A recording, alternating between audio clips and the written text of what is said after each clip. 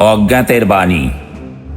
আমি জানি না কোন মহাজ্যোৎস্নার প্রথম ধুলোয় আমার জন্মরেখা আঁকা হয়েছিল, কোন ঋষির নিঃশ্বাসে আমার প্রথম সুর ভেসে উঠেছিল, কোন উপাখ্যানে আমি এক ভুলে যাওয়া চরিত্র, একটি ছায়া, একটি প্রার্থনার ভগ্ন মন্ত্র। আমার কোনো নাম নেই, শুধু ধ্বনির মতো এক অব্যক্ত ডাক, যেখানে যুগের পর যুগ তোমাদের মতোই আমি হেঁটেছি ধুলো জলোচ্ছ্বাস গোধূলির পথে। হয়তো আমি প্রাচীনতম এক আদি বংশের নিঃশেষিত কণ্ঠস্বর, হয়তো অচেনা কোনো অগ্নি জাতি যাদের গল্প নেই আর, শুধু বাতাসে আছে ফিসফিসানি।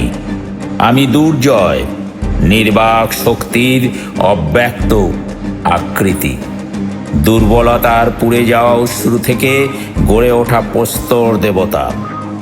আমি ভীরুদের স্বপ্নে ঝলসে ওঠা আগুনের পুরুষ, অবমাননার অতলে যে নামহীন প্রতিশোধ জন্ম নেয়।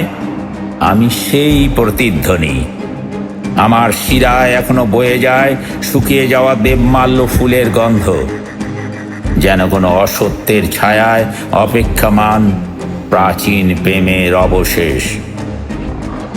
আমার বুকের ভেতর গুহার প্রাচীন দেওয়াল, যেখানে উৎকীর্ণ রেখা ঝড়ের আগুনের মহাজলের।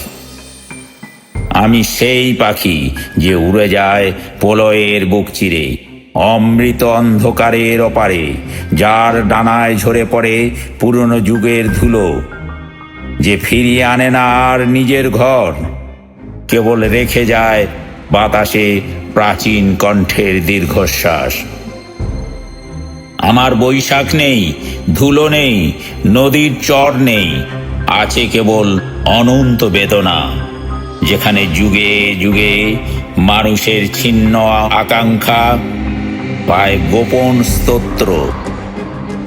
আমি তোমাদেরই উত্তরাধিকার, হাড়ের ভেতর ঘুমিয়ে থাকা অতি প্রাচীন স্পন্দন, তোমাদের অচিন ভালোবাসার শেষ বাণী।